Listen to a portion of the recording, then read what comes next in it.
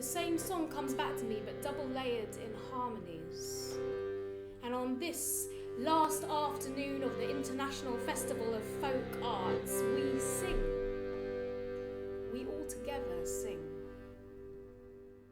So the presentation tonight was a culmination of several one-day development processes that we did, and then a short performance development process with the two musicians. 3 actors as well. We also did a 2-day workshop with 3 actors to develop material. We presented in Cecil Sharp House. About 25 minutes of material that we created that felt like the beginning of the story. Yeah, for about 25 people.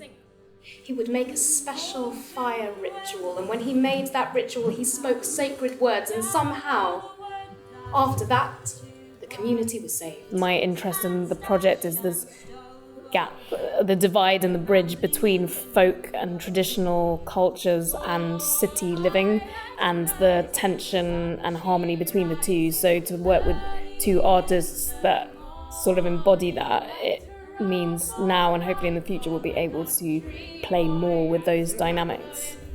It's sort of about exploring the sense of separation that people feel from their ancestry in some way. So, and that is a very dominant experience for what is a massively migrant society. What we found a lot, and even in my own heritage, is that as soon as people get here, they start writing songs about and stories about how perfect home was, and they tell the wonderful stories of home.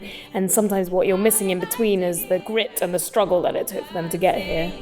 Merrily upon the leyland, and hurrah for the life of a country boy, and to ramble in the new mown hay. I'd really like the performance piece itself to be part of a larger project that engages on this subject. I feel quite strongly from the communities in London I've lived with that sometimes the people who have these stories to tell consider themselves or are considered to be near the bottom of society. Is not necessarily true in terms of their intelligence or capability.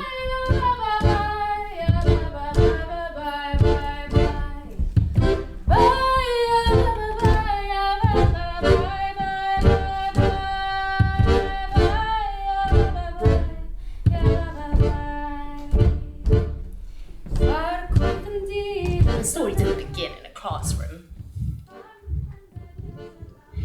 This story began on grass grown yellow and strewn with straw.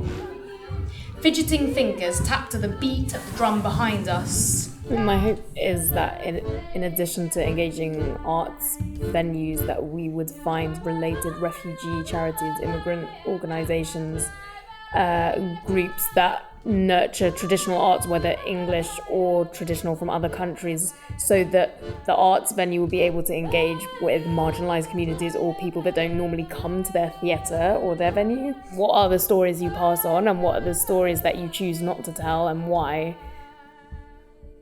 It's still relevant now.